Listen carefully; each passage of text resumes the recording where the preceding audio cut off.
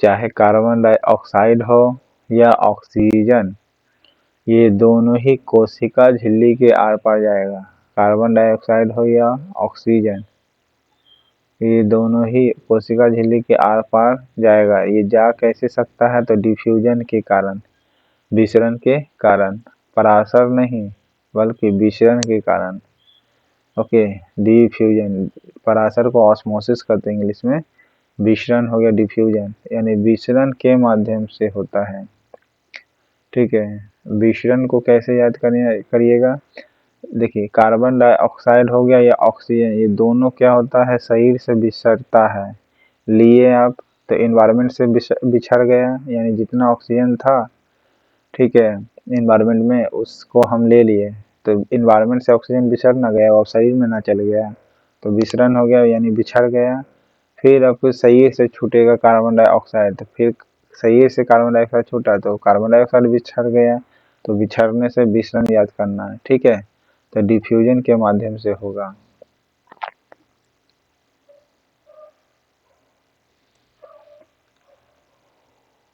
अब पराशर के द्वारा क्या होगा? सेल फूलेगा। ओके, जैसे किशमिश का फूलना, ये सब। ओके, वाष्पोत्सर्जन से क्या होता है? प्लांट सूखता भी है।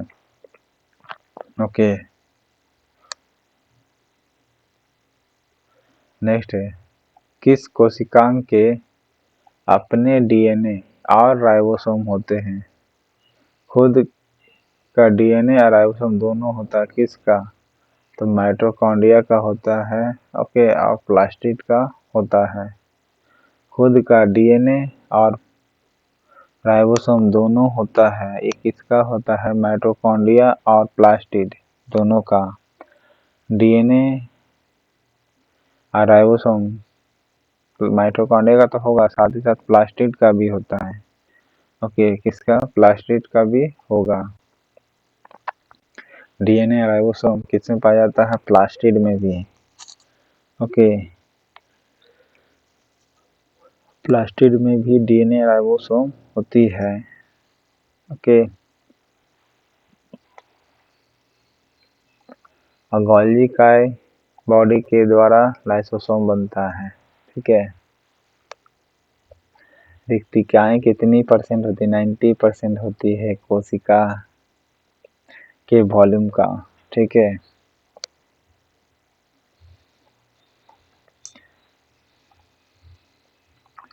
प्रत्येक कोशिका के परितः अपने तत्वों को बाहरी पर्यावरण से पृथक यानी अलग रखने के लिए एक झिल्ली होती है। क्या होती है?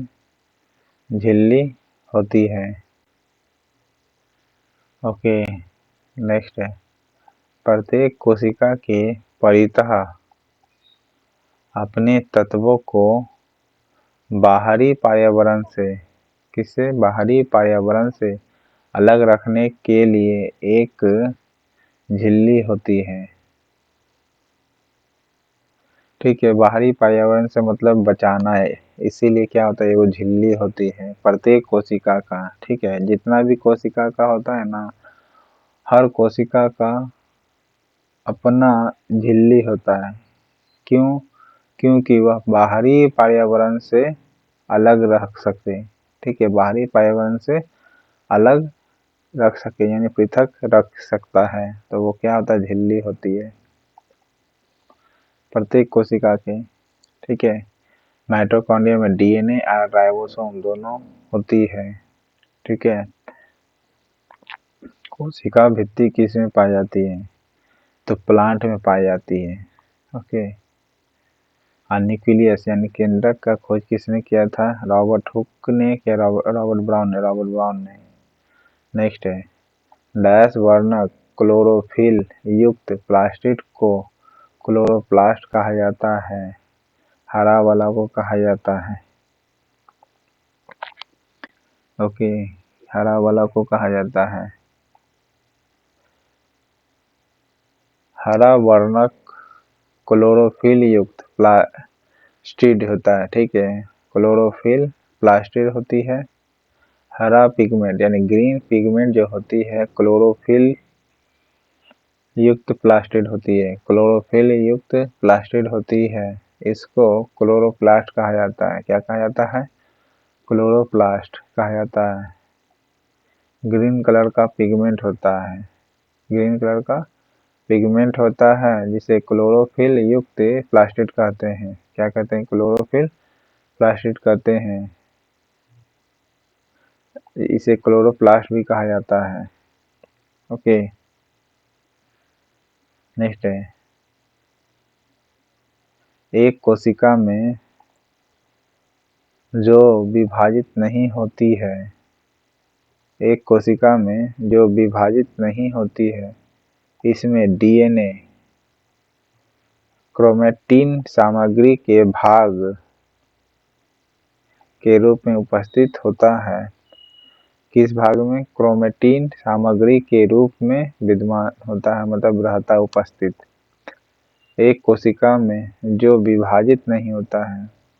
ओके, सबसे पहले ये याद रखिए, क्रोमैटिन जो होती है विभाजित नहीं हो रही है, ठीक है। तो विभाजित नहीं होती है, इसमें डीएनए क्रोमैटिन सामग्री के भाग के रूप में उपस्थित होता है। डीएनए और क्रोमैटिन सामग्री हो गया, ये दोनों।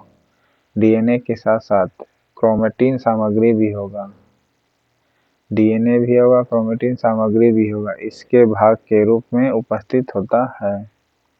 डीएनए भी होता है, साथ ही साथ क्रोमैटिन सामग्री भी होता है। ओके, एक कोशिका में जो विभाजित नहीं होती है, इसमें डीएनए क्रोमैटिन सामग्री के भाग के रूप में उपस्थित होता है।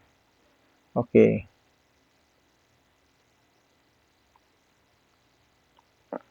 बाहरी पदार्थ के कोशिका अंगकों के टूटे फूटे भागों को परिचित करके कोशिका को साफ करते हैं। कौन करेगा कोशिका को साफ? तो लाइसोसोम करता है ना।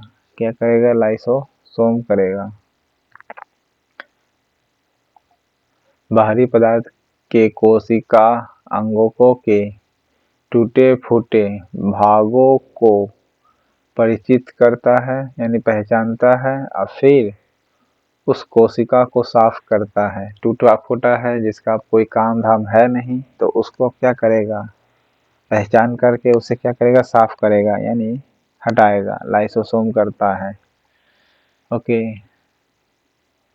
जैसे घाव हो गया, अब उस टूटल फुटल है, तो अब वो क्या होगा? उसे धीरे धीरे लाइसोसोम हटाएगा। ओके, मरा हुआ चीज को। राइबोसोम प्रोटीन बनाती है, लाइसोसोम बनता है गोल्गी का बॉडी में। डीएनए और राइबोसोम दोनों होती है किसमें? माइटोकॉन्ड्रिया में। ओके, प्लास्टिड में भी होती है। नेक्स्ट है, यदि एक कोशिका को डैश में रखा जाता है तो कोशिका में जल का शुद्ध प्रवाह होगा और कोशिका के आयतन में कमी आएगी। तो कमी आएगी किसके कारण? अति पराशरी के कारण, ठीक है। अति पराशरी के कारण आएगी। कमी लाना है तो यदि एक कोशिका को हाइपरटोनिक यानी अति पराशरी में रखा जाता है तो कोशिका से जल का शुद्ध प्रवाह होता है। कोशिका से जल का शुद्ध प्रवाह होगा और कोशिका के आयतन में कमियां निश्चित है। कोशिका से जल निकलेगा तो क्या होगा? सूखबे न करेगा, तो आयतन में कमी आ जाएगी। जी हाँ, इसी को क्या कहते हैं? हाइपरटोनिक कहते हैं। क्या कहते हैं? हाइपरटोनिक यानी अति पराशरी कहते हैं। इसको हाइपरटोनिक कहते हैं। जैसे ज्यादा हाइपर होइएगा तो क्या होगा? ज्यादा गुस्सा निकलेगा, यानी कोशिका से ज्यादा बोलना पड़ेगा तो जल निकलेगा, मुंह से भाप निकलेगा, ठीक है। तो अति पराशरी होगा।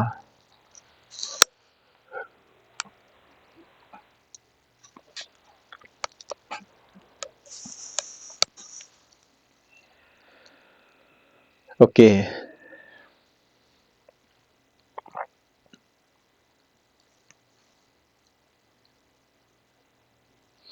नेक्स्ट है